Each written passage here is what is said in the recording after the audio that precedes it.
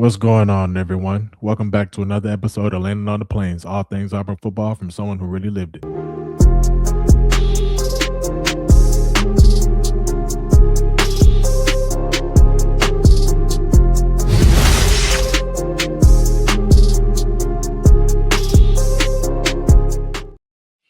Welcome back. Welcome back. It's another episode of Landing on the Plains. I'm your host, Chandler Wooten, former linebacker, team captain, and NFL vet.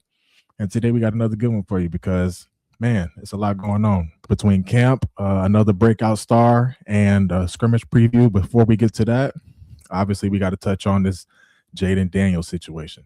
And so we got a lot to get to, so let's not waste any time, and let's get straight into it. So before we get into, Auburn and what's going on with camp, and obviously a big time scrimmage tomorrow, Friday, as we continue this fall camp season. So we're gonna talk about that and get into that. But man, Jaylen Daniels has come out and hit LSU with a cease and desist. Not being able to use his name, image, and likeness anymore, and it all stems from pretty much them allowing another player to use his number 5 jersey. And so, my perspective on it, man, and just like as a player, it's like I understand, like at the root of it, him feeling disrespected as far as, like saying, I won a Heisman Trophy here. And now, not even 2 or 3 years later, you're allowing somebody else to use my jersey. But man, I really hate how it's coming out. And I really hate how, things are unfolding. And especially for him, just because you just don't want to burn bridges. And like it's now, a permanent rift now between him and LSU fans, between him and the university. And, that's not to say that they can't, reach something later down the line, but like even then it won't be the same. So it's like even if one day they decide to turn around and retire the number 5, like years down the line or whatever the case may be, like it won't hit the same because it's like you can't pretty much try to strong arm somebody into retiring a jersey, like especially at a place like LSU. They don't even retire jerseys like that, like especially officially. And so, and then if you want to get into the comparison game, like again, yes, the Heisman Trophy is the trophy of all trophies when it comes to college football. We all know and understand that. Jaylen Daniels had a historical season. It was tremendous, as far as numbers wise. Like the way he was rushing the football that year, on top of passing the ball all over the place, tremendous. However, somebody else who recently had a tremendous season at LSU and also won a Heisman Trophy, the major difference is like he was winning, bro. Like he was winning. Like that's what it really comes down to. And then it's like when you look at all the optics, like Joe won the SEC. Jaylen Daniels didn't win the SEC. Joe never lost a game, that last year when he won the Heisman. And they was smashing everybody except for when they played us. But that's a different story for another day. They was blowing out everybody, dropping 40 plus on everybody. Killing everything moving. Setting all kind of records.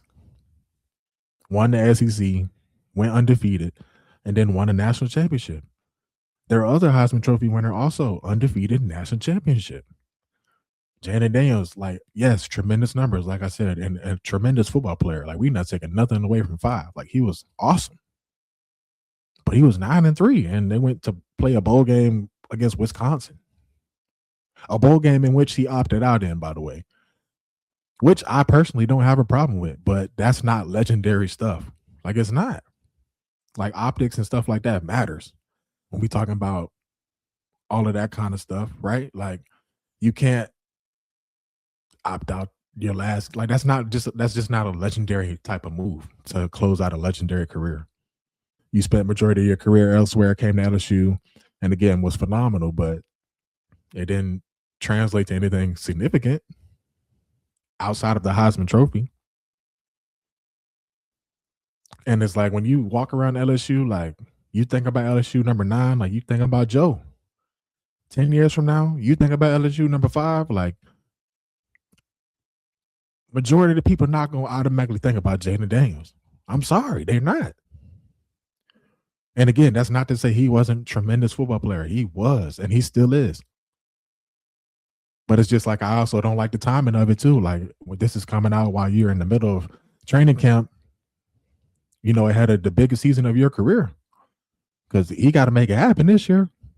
He had a phenomenal rookie year, and last year was full of injuries and some letdowns, and so he's got to go out and perform this year. And so for this to come out right now in the middle of training camp, yeah, I don't like the timing, I don't like the optics, and then it's like, who's to say like things down the line couldn't have happened? Like there's things like Ring of Honor, LSU Athletic Hall of Fame, all of that kind of stuff, and it's like, yeah, it's just like bad for relationships, bad look.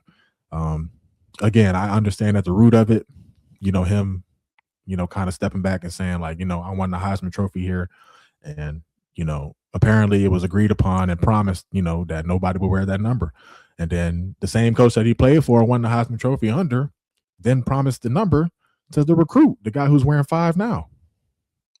They were saying that was a part of the agreement, a promise made to him to come to LSU. I got to get 5.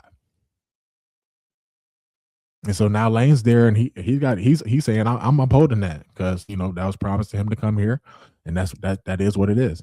And so yeah, man, I just think it's something that could have been handled behind closed doors, especially if this is something that just happened recently. DJ Pickett, the corner who has number 5, just recently switched to 5 at the start of camp, and so this is something that just kind of transpired within the last couple of weeks. So I wish it was something that could have been handled again behind closed doors, so where maybe we can work something out.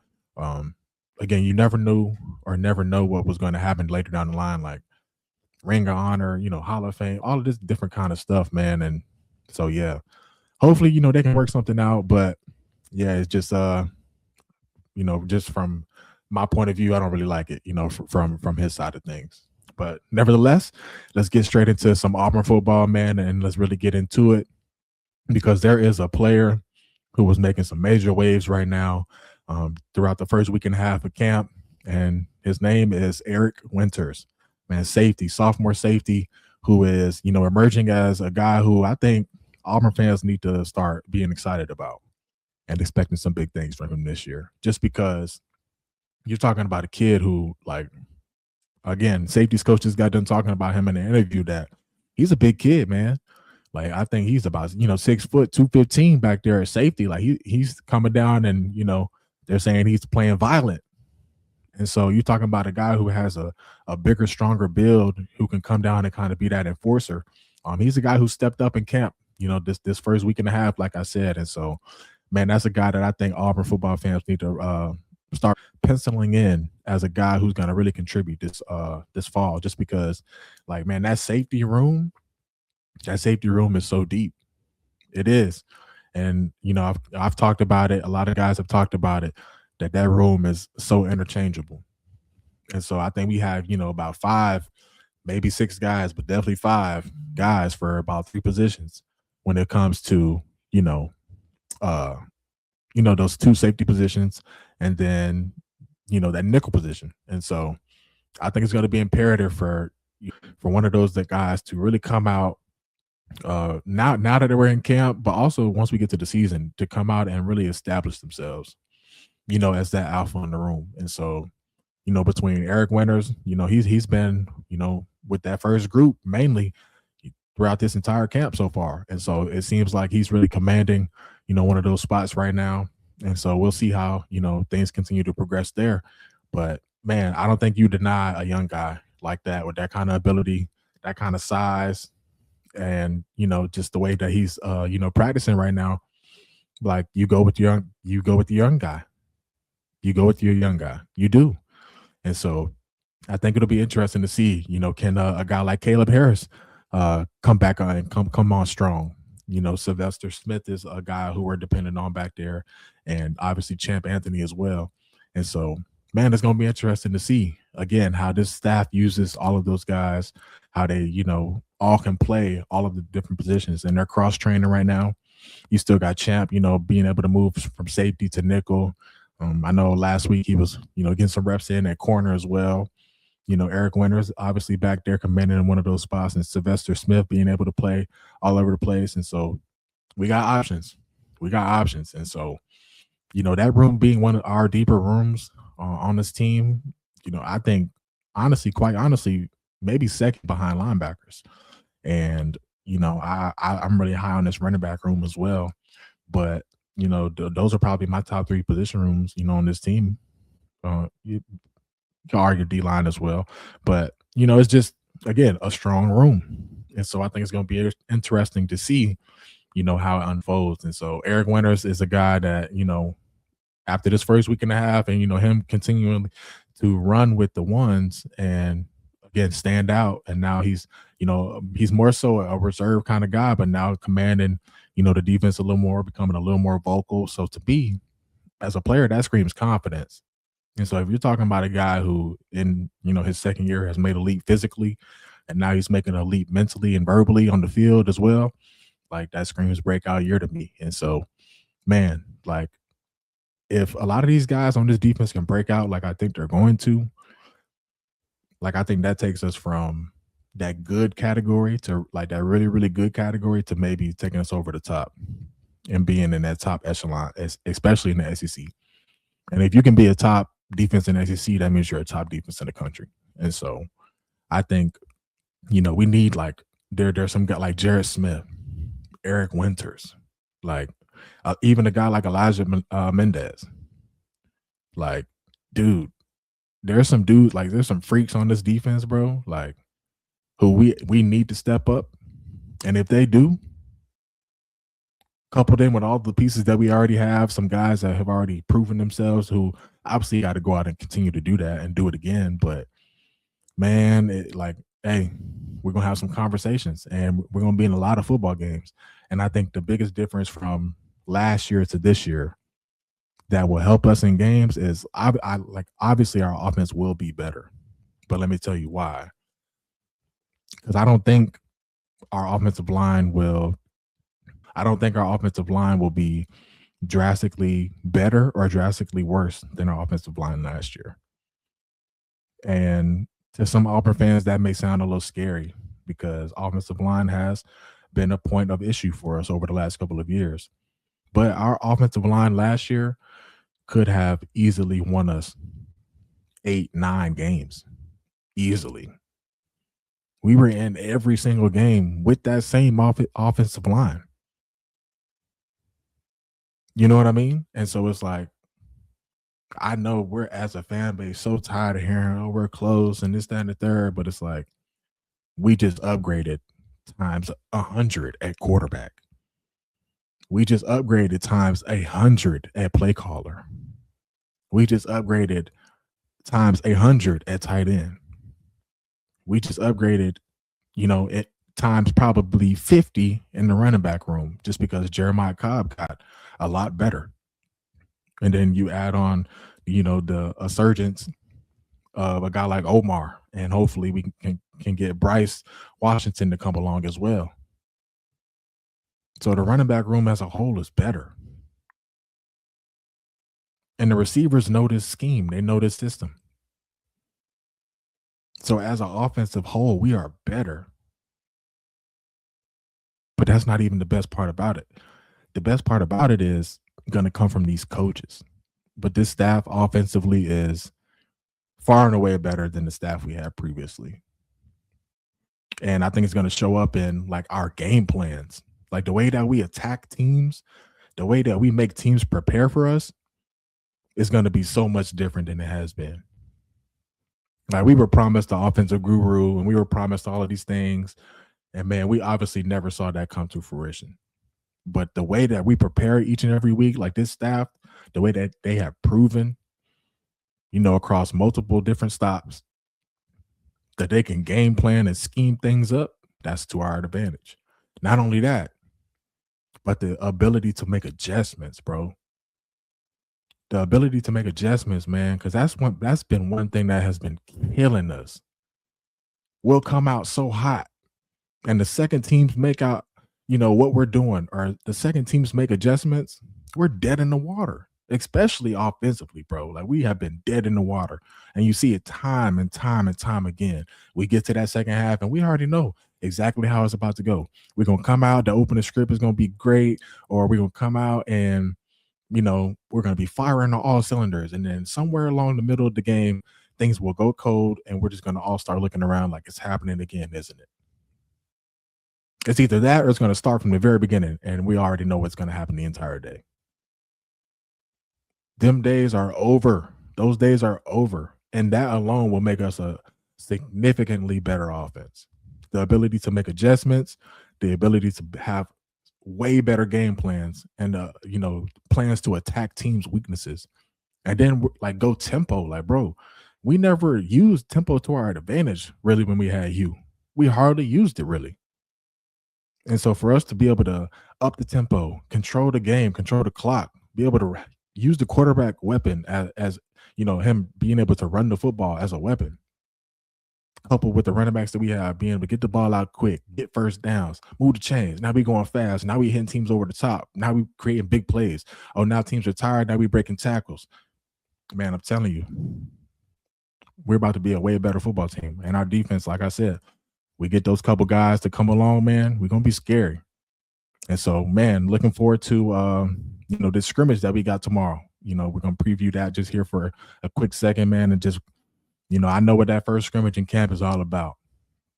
That first scrimmage in camp, that's the time to get after it, man. This is the scrimmage where it's no restrictions on nobody except for the quarterback, because you got to find out who can hit. You got to find out who can block. And you got to find out who can get off blocks. You got to find out who, even when tired, is going to run to the football. We got to play live. We got to get guys to the ground. We got to see who loafing when they get tired. We got to see offensively who can protect the football, right?